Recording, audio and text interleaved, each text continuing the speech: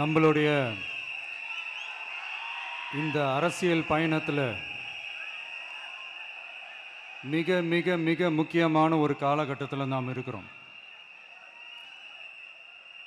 நான் ஏன் இதை இவ்வளோ அழுத்தமாக சொல்கிறேன் அப்படின்னா,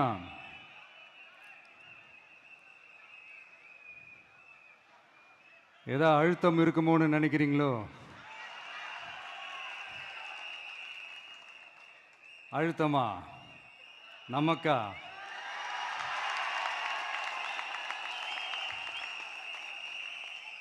இந்த அழுத்தத்துக்கெல்லாம் அடங்கி போற ஆளா இந்த ஆளு? இந்த மூஞ்சா பார்த்தா அப்படியா தெரியுது உங்களுக்கு?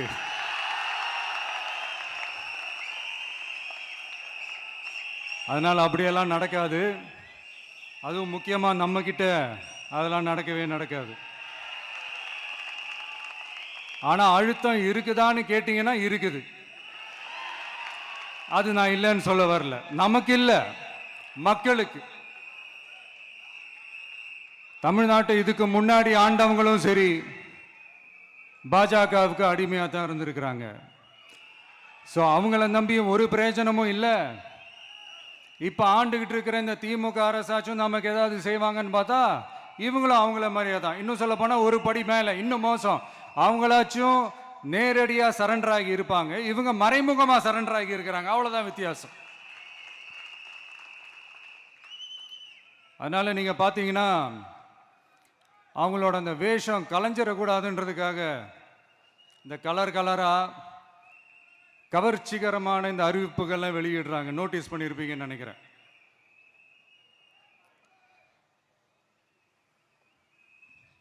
அதனால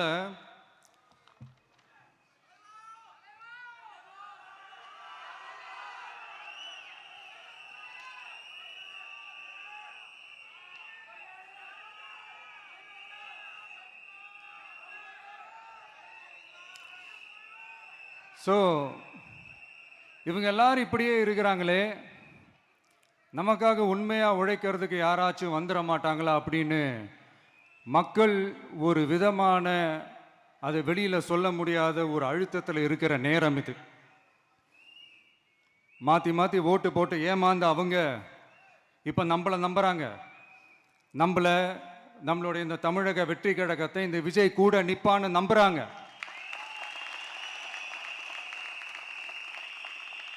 நம்மளை நம்புறவங்களுக்காக நாம நம்பிக்கையோடு இருக்கணும்ல. அப்படின்னா இது முக்கியமான மிக மிக மிக முக்கியமான ஒரு காலகட்டம் தானே. அதனாலதான் அவ்வளோ அழுத்தமாக நான் சொன்னேன்.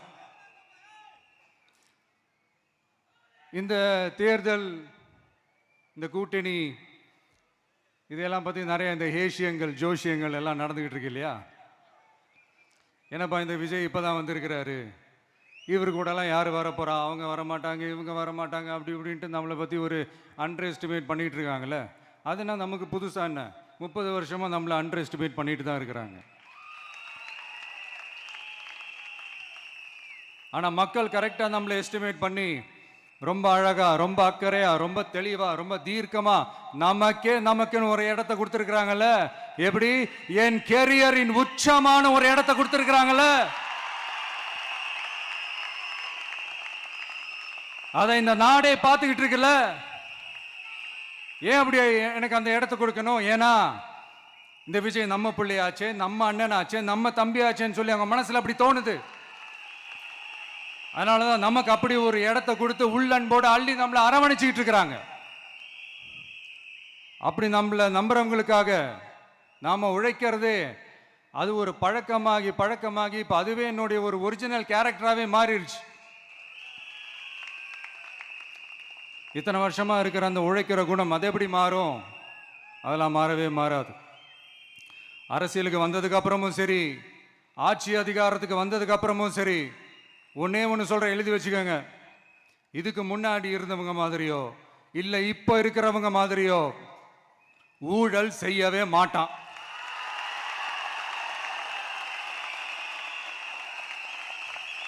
ஒரு பைசா தொட மாட்டான். எனக்கு அது அவசியமே இல்லை. புரிஞ்சுங்களா உங்களுக்கு? எனக்கு அதை தொட வேண்டிய அவசியமே இல்லை.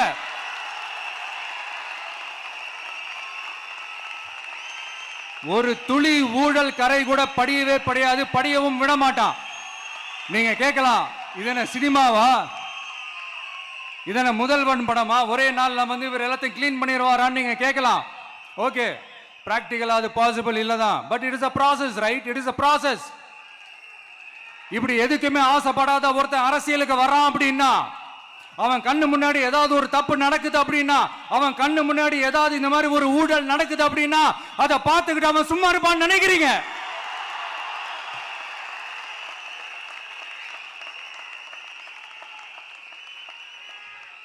அதனால இந்த தீய சக்தியா இருக்கட்டும், இந்த ஊழல் சக்தியா இருக்கட்டும், ரெண்டு பேரும் தமிழ்நாட்டை ஆண்டவை கூடாது. அப்படிப்பட்ட இந்த கட்சிகளை உண்மையா தில்லா எதிர்க்கிற அந்த கட்ஸும் கெத்தும் நம்ம கிட்ட மட்டும்தான் இருக்கு.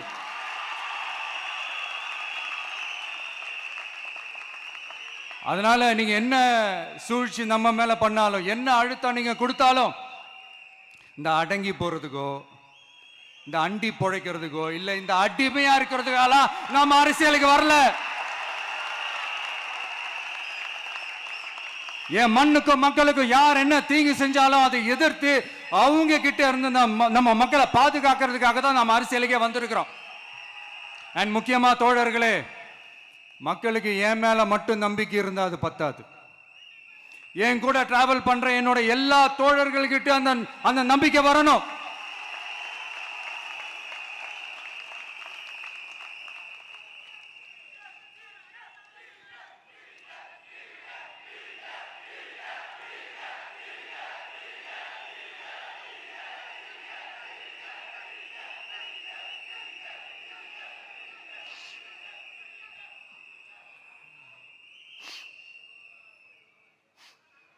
அந்த நம்பிக்கை இல்லைன்னு நான் சொல்ல வரல, இருக்குது.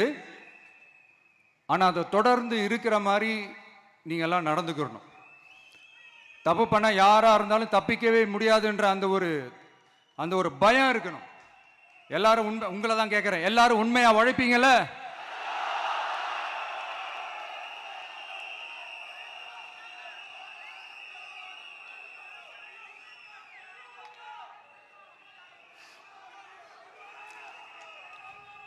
யாருக்காகவும் எதுக்காகவும் நம்மளோட அரசியல்ல காம்ப்ரமைஸ் பண்ணிக்கவே கூடாது. செய்வீங்கல்ல?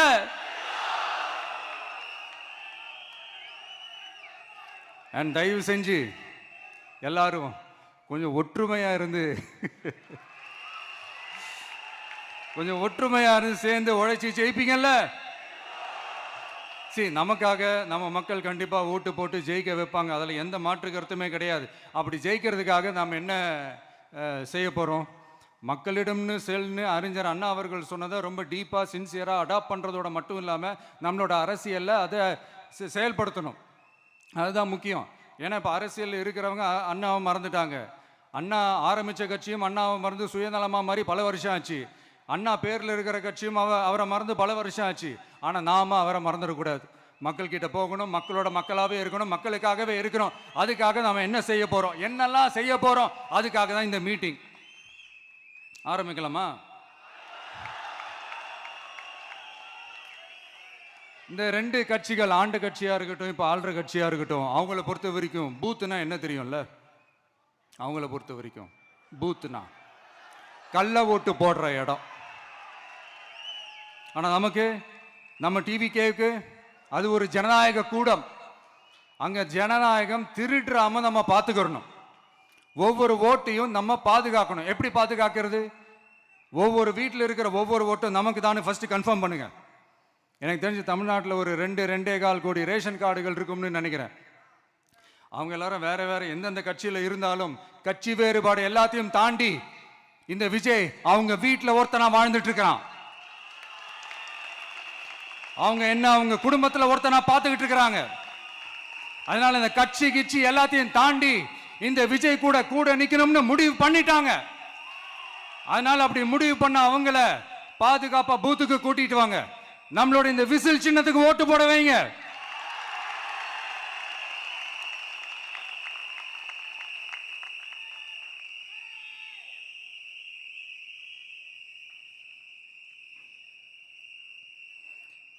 ஒன்றியம், நகரம், பேரூர், பகுதி, கிளைன்னு இங்க வந்திருக்கிற நம்மள எல்லார் நிர்வாகிகளும் தான் நம்ம கட்சியினுடைய ஆணி வேர். நீங்க எல்லாரும் சுதந்திரமா செயல்படணும், சுதந்திரமா செயல்பட விடணும்.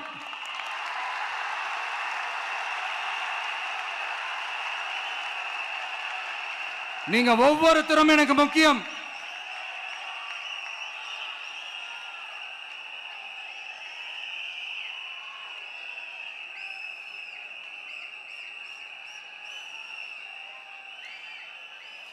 நீங்க தான் நம்மளுடைய இந்த பிஎல்ஏஸ் பூத் லெவல் ஏஜென்ட்ஸோட களத்தில் நின்று வேலை பார்க்க போற ஃப்ரண்ட் லைன் வாரியர்ஸ்.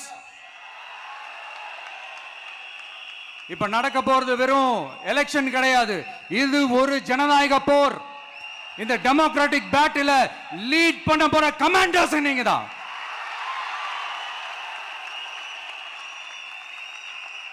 நான் ஏன் இது எவ்வளவு ஸ்ட்ரெஸ் பண்ணி சொல்றேன் அப்படின்னா,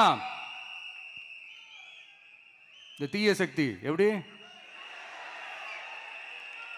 இந்த தீய சக்தியோட தில்லு முள்ளுலாம் உங்களுக்கே நல்லா தெரியும். முழிச்சிட்டு இருக்கும் போது முழியை தோண்டி எடுத்துட்டு போற கூட்டம். அதனால கொஞ்சம் ஜாக்கிரதையா இருக்கணும். நம்ம எலெக்ஷனுக்கு இன்னும் 3 மாசம் தான் இருக்குது, அவ்வளவு கூட இல்லைன்னு நினைக்கிறேன். இந்த 3 மாசத்துல நீங்க செய்ய போற அந்த களப்பணியில தான் நம்மளுடைய வெற்றியே இருக்குது. உங்களுக்கு இந்த விஜய் பிடிக்கும்ன்றது உண்மைனா, சத்தியம்னா, உங்களோட உழைப்புல அதை காட்டுங்க. அப்புறம் நாங்க அறிவிக்க போற வேட்பாளர்களுக்கு நீங்க உங்களுடைய முழு ஒத்துழைப்பை நீங்க கொடுக்கணும். கொடுப்பீங்க தானே?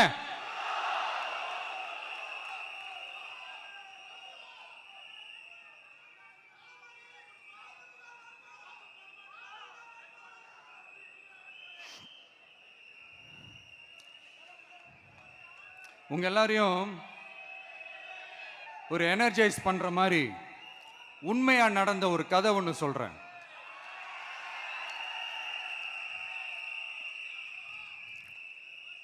சொந்த நாட்டையே ஒரு கூட்டம் அபகரிக்குது. சொந்த நாட்டிலேயே இருக்க முடியாத அளவுக்கு ஒரு நெருக்கடி ஏற்படுது. ஸோ வேற வழி இல்லாமல் அந்த நாட்டை விட்டே வெளியே போய் வேற ஒரு இடத்துக்கு போய் காடு மலை அப்படி இப்படின்னு சுற்றி மறைஞ்சு வாழ வேண்டிய ஒரு சூழ்நிலை ஏற்படுது. என்னடா இப்படியே ஓடிக்கிட்டு இருக்குமேன்னு சொல்லிட்டு தன்னோட நட்பு சக்திங்க கிட்ட பேசி ஒரு பெரும் படையை திரட்டிக்கிட்டு அதிரடியா ஒரு போரை நடத்தி அந்த நாட்டையே திருப்ப மீட்டு எடுத்தது யார் தெரியுமா? நம்ம கொள்கை தலைவர்களை ஒருத்தரான ராணி வேலு நாச்சியார் அவர்கள் தான். அவங்களுக்கு அந்த நட்பு சக்தியா கூட இருந்து உழைச்சது சின்ன மருது, பெரிய மருது, சையது, கார்கின்னு சொல்லிட்டு அந்த 3 பேரும் தான். ஆங்கிலேயர் படை, ஆற்காட்டு படை மாதிரி அந்த 2 பெரும் படையை அடிச்சு துவம்சம் பண்ணிட்டு அந்த நாட்டையை திருப்பி மீட்டு எடுத்தது வேலு நாச்சியார். அன்னைக்கு இருந்த ஆங்கிலேயர் படை, ஆற்காட்டு படை மாதிரி இன்னைக்கு என்னென்ன படை இருக்குதுன்னு உங்க எல்லாருக்குமே நல்லா தெரியும். அதனால அந்த 2 படை மட்டும் இல்ல, இன்னும் எத்தனை படை வந்தாலும் எதிர்த்து நின்று ஃபேஸ் பண்றதுக்கு ஒரு நல்ல தலைமையும் இத்தனை சக்திகள் என் கூட இருக்கும் போது, இத்தனை சின்ன மருது, இத்தனை பெரிய மருது, இத்தனை சையது கார்கிகள் என் கூட இருக்கும் போது நம்ம நாட்டை நம்மளால மீட்டெடுக்க முடியாதான?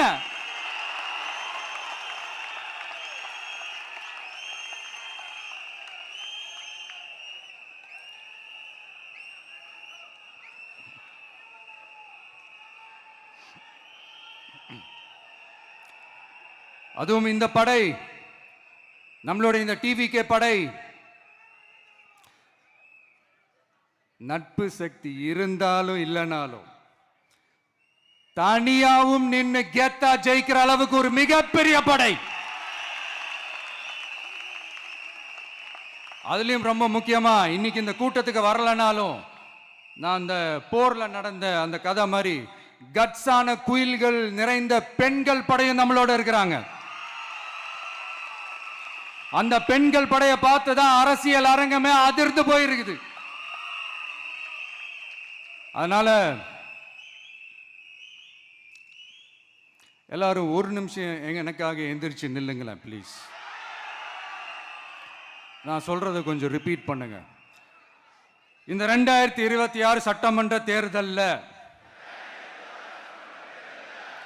நாம எல்லாரும் உண்மையாக உழைப்போம், சத்தியமாக உழைப்போம், உறுதியாக உழைப்போம், ஒற்றுமையாக உழைப்போம். தேங்க்யூ. Please sit down.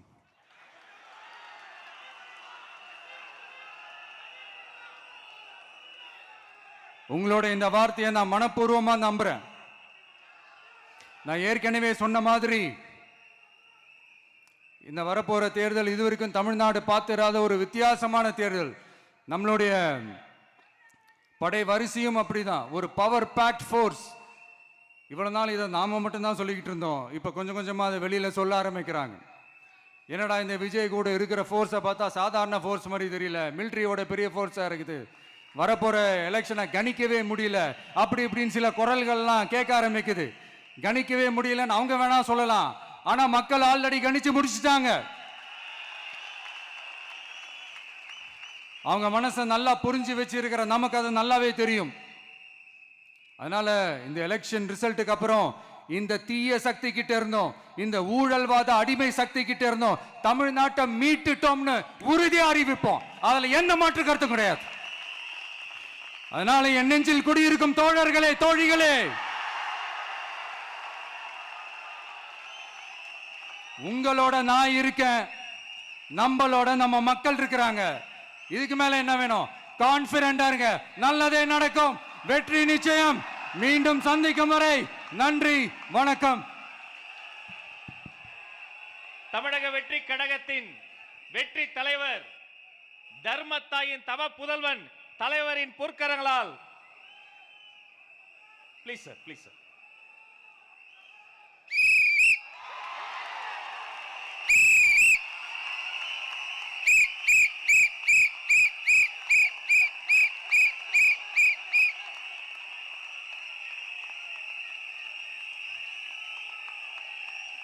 நம்ம சின்னம், உங்கள் சின்னம், நம்மளுடைய வெற்றி சின்னம் விசில்.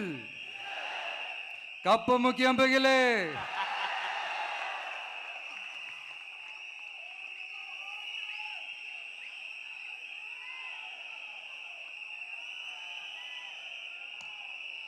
நம்முடைய வெற்றி சின்னத்தை வரலாறு படைக்க போகிற தமிழக வெற்றி கழகத்தின் சின்னத்தை வெற்றி தலைவர் அவர்கள் இப்போது உங்கள் முன்னால் இதோ அறிமுகம் செய்கிறார்.